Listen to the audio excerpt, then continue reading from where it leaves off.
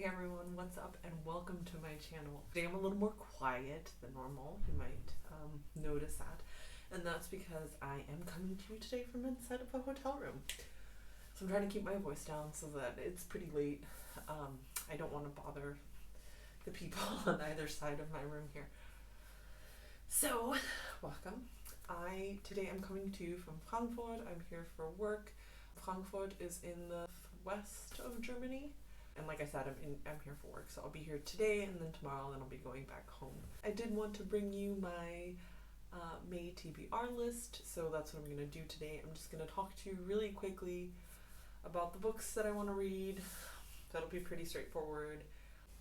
So, I don't know if you'll remember, but in my celebrity memoir video, part 1, I talked about the fact that I wanted to read the books written by some of the members of Queer Eye, the show on Netflix. So I wanted to go ahead and do that, but I didn't have access then to all of the books. Now I do, so I want to read those for May.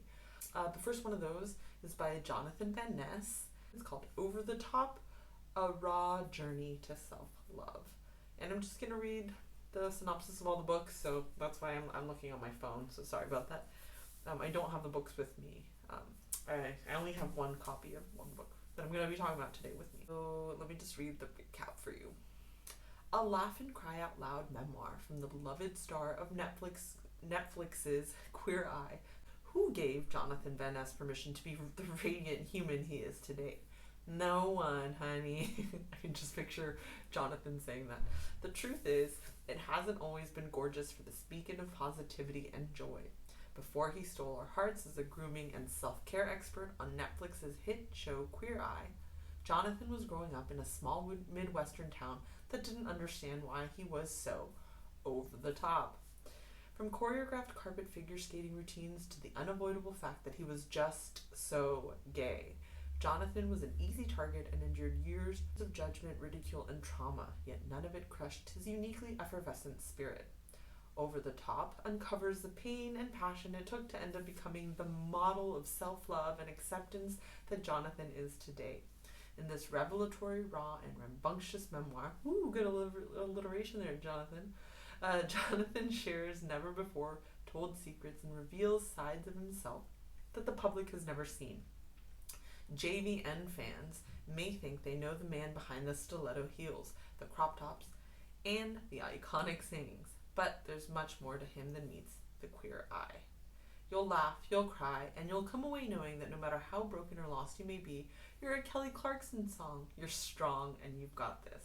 So that sounds really good. This is one of the books I'm looking the most forward to. Again, like I said, I'm going to be listening to the audiobook, and I think that's one of the reasons I'm so excited. I just love Jonathan's voice. It's precious, really. It makes me feel energized. So the next Queer Eye book I will be reading is by Tan France. I also have the audiobook version of this downloaded and ready to go. This one is by Tan France. It's called Naturally Tanned. In his heartfelt, funny, and touching memoir, one of the stars of Netflix's Emmy Award-winning smash hit Queer Eye reveals how an Englishman raised in a traditionally religious home became a fashion icon and the first openly gay South Asian man on television, simply by being naturally tanned. Dun, dun, dun. Before he became famous as one of the Fab Five makeover experts, Tan France was the youngest child in his family growing up in South Yorkshire, England, as a member of one of the very few South Asian Muslim families living in the predominantly white community. He was routinely bullied for both his culture and his skin color. Knowing he was gay from an early age, Tan harbored that secret to avoid racial harassment and potentially cause a rift between him and his family. It was a secret he would keep from them until finally coming out at the age of 34, happily married to Rob, a Mormon cowboy from Salt Lake City. With his trademark wit, humor, and radical compassion, Tan shares his journey and the lessons he's learned along the way about being a successful businessman, a devoted spouse, and self-acceptance.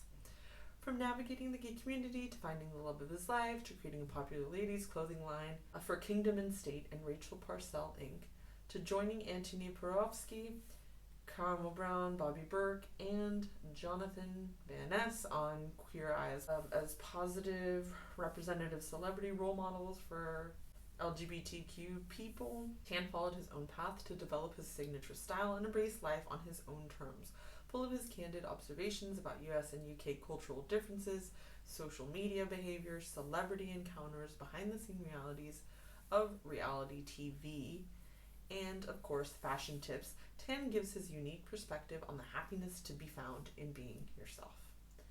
So that's second of 4 that I was able to get a copy of. And so Bobby is the one person I'm leaving out of this, and that is because Bobby only has design books, and I wasn't able to find any of those on my library apps, so sorry Bobby. I'll get to your beautiful, lovely design inspos at some point, hopefully, but it won't be anytime soon until I'm back in the US, I think. Okay, so the next book I have is by Antony Porowski, and I hope I'm saying all their names right. I have a feeling I'm butchering this. Antony's book is called Antony in the Kitchen. It says, Antony Porowski, the food and wine guru on Netflix's sensation Queer Eye, meets people where they live, literally. With appealing vulnerability, he shows cooks of all levels how to become more confident and casual in the kitchen. The verve and naturalness of his approach earned raves from Food and Wine and Bon Appetit to GQ and the New York Times, which noted his dishes prove that sometimes simple is anything but simplistic. Some of the recipes in this book are weeknight healthy-ish meals, while others are perfect for off-the-cuff entertaining visual stunners. They're often composed of fewer than 5 ingredients. That sounds really good. I'm hoping to get a reading blog done, so you'll see me reading again probably later in another video in this same space. But I want to do this with this one. So this is the one book that isn't a memoir out of the Queer Eye books.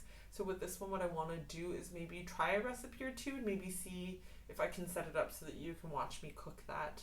Our kitchen is quite cramped, so I'm not sure how that's going to work visually, but I'll try to check in with you and show you what that's like, rate what we cook. I might try with my partner, get him involved in the video making, or maybe just have him cook one of the recipes so that I can just enjoy and eat it and consume it. But I'll see. But I do want to do that. I'm excited to do that. And the last of the Queer Eye books is by Karamo Brown. And this one is called Keramo, My Story of Embracing Purpose, Healing, and Hope. When Karamo Brown first auditioned for the casting directors of Queer Eye, he knew he wouldn't win the role of culture expert by discussing art and theater. Instead, he decided to redefine what culture could and should mean for the show. He took a risk and declared, "I am culture." After all, Karamo believes culture is how people feel about themselves and others, how they relate to the world around them, and how their shared labels, burdens, and experiences affect their daily lives in ways both subtle and profound. Seen through this lens, Karamo is culture. His family is Jamaican and Cuban. He was raised in the South in predominantly white neighborhoods and attended an HBCU. He was trained as a social worker and psychotherapist. Oh, I didn't know that.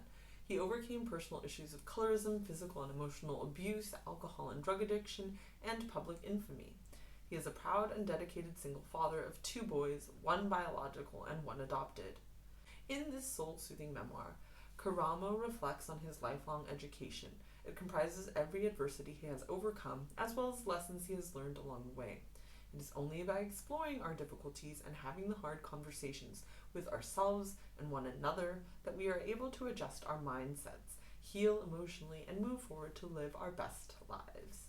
Yeah, that one actually sounds good. I think I might need a little bit of the therapy vibe that's giving, and I feel like that might do my soul a little bit of good. So those are the 4 books that I'll be reading for that Queer Eye video. So the next books that I'll be talking about, so for this May TBR, I have 8 books. So the one that I actually brought on this trip with me is by Karen Joy Fowler, and this one is We Are All Completely Beside Ourselves. I've heard good things about this book and I'm really excited. I also just love the color, this bright yellow. I've been trying to build my rainbow bookshelf, but it's slow going because I didn't bring a lot of my books from the US to Germany with me, so I'm having to restock my shelves in a very literal way. but I'm trying to do that conscientiously. I'm trying not to buy just new books. I'm trying to find as many books as I can that are used, and just because, you know, Germany, I'm living in Germany, it's harder to come by used English books than it would be in the US. So I'm trying slowly building up that bookshelf. Anyway, this book is about what if you grew up to realize that your father had used your childhood as an experiment. Rosemary doesn't talk very much, and about certain things she's silent. She had a sister, Fern, her whirlwind other half, who vanished from her life in circumstances she wishes she could forget. And it's been 10 years since she last saw her beloved older brother, Lowell.